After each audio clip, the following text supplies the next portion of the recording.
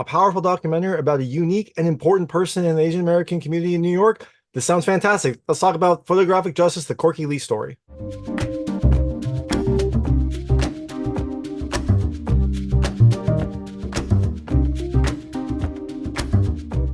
Hey everyone, it's David Stark from Watcher Pass. Today I'm here to talk to you about Photographic Justice, the Corky Lee story, which is coming to select theaters on April 19, 2024, expanding to a few more theaters on April 26, 2024, and it's also coming to PBS on May 13, 2024. So check your local listings if you can't see it in theaters.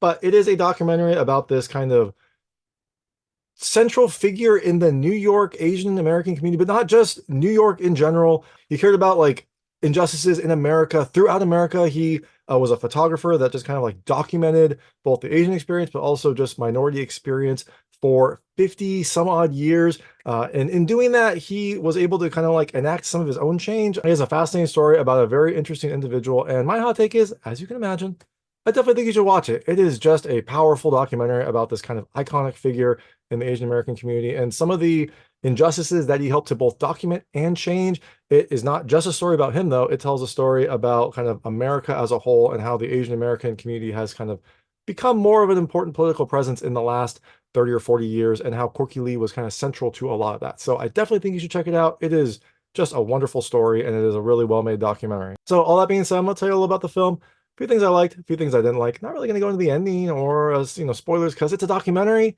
It's about his real life, so I'm not going to go into that. You can watch this. It'll be spoiler free. It'll be just about kind of the things I liked about this movie, and there was a lot I did.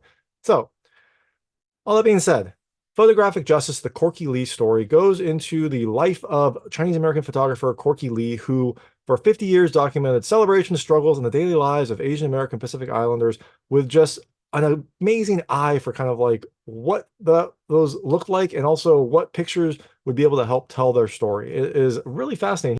He kind of got this sense from a very young age and just kind of like made it his singular life purpose to document all of these events. So if there was an event in New York, in Chinatown, Corky Lee was there documenting it. And he didn't just stay in Chinatown. He would travel all over to important events throughout America, important moments in history throughout America, and would document all of those. And through that, he was able to kind of show the Asian American story, but also start enacting some political change and help the Asian American community become a more recognized political entity and start helping to change the kind of life situations for a lot of people in the community. So all that being said, things I liked about this movie. The first, I love Corky Lee. He is just a fascinating character. I would love to hear his insights and kind of his overall story. The movie is clearly about him. It focuses a lot on him. And so having a central figure who is kind of, you can feel his passion, you can feel his love of the community, but he also has a lot of very interesting insights and life stories.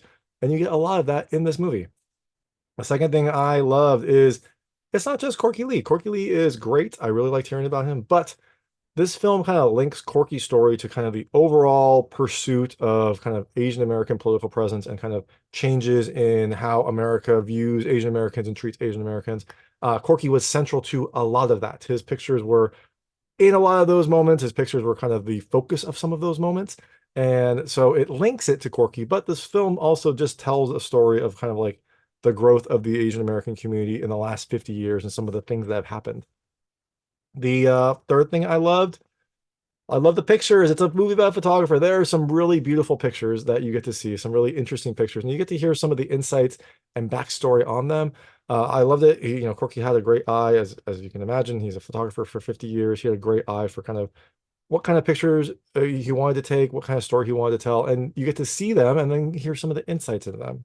And the last thing I love the history. Like I said, this film links kind of Corky's story to the greater Asian American kind of political struggle and kind of the greater Asian American kind of like immigrant experience. And in doing that, you get a really great sense of history. Like the film looks at Corky's 50 years and some of the things that he did early in his career and some of the things that he did later. And so you get a good overall sense of Asian American history while you get to hear about Corky's life. So I loved seeing that. I love seeing the pictures. I loved hearing like these powerful moments and kind of these ways that these pictures intersected with historical figures and historical context. So if you're interested in any of that, then you will definitely love this movie.